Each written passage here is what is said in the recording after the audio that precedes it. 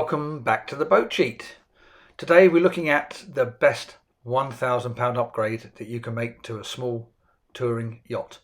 This is simply my opinion. Yours may differ wildly. Please do comment and tell me what you think the best 1,000 upgrade would be and whether you agree or disagree as to my preferred upgrade. Please don't forget to like and subscribe if you find these helpful. That helps us to grow the channel.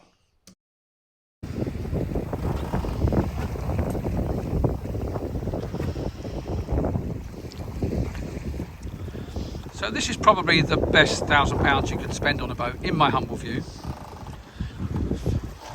The 349, like so many boats, is not particularly brilliant sailing dead downwind. Particularly this one's not, because it's got in-mast main, so it's got not much shape in the mainsail.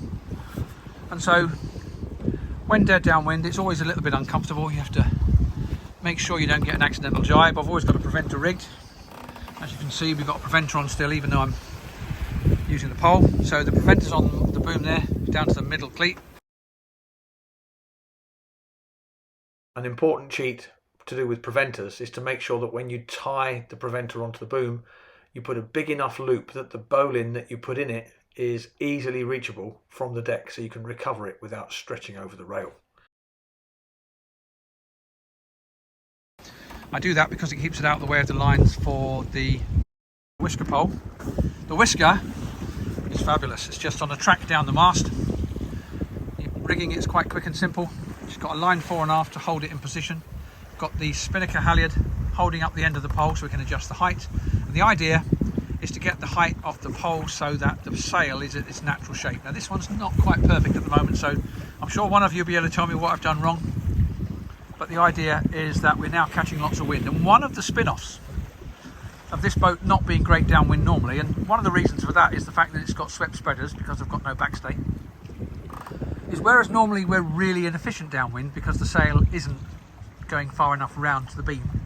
What's happening now is that sail is using some of the wind, and because it's not as far flat as it should be, the rest of it's spilling off past the mast and going to hit the jib sail.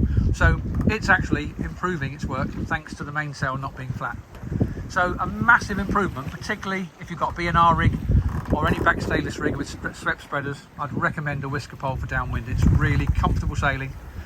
It's nice and quiet, nothing's jarring, and there's not really much chance of any mishap. Putting it away at the end, very simple, about a mile before we get there. All we'll do is furl the sail, leaving the pole exactly where it is. Once the sail's away, all I then do is go to the mast and release the two lines holding it fore and aft, and just take the foot of the pole up the mast track and recover the rest of the pole by getting the spinnaker sheet eased while I'm standing there ready to take it. It takes about 5 minutes. It's really worth it. If you're looking at some money to spend on your boat, that's what I reckon is the best value for money. What do you reckon? Anyone who hates them, anyone who loves them, tell us what you think.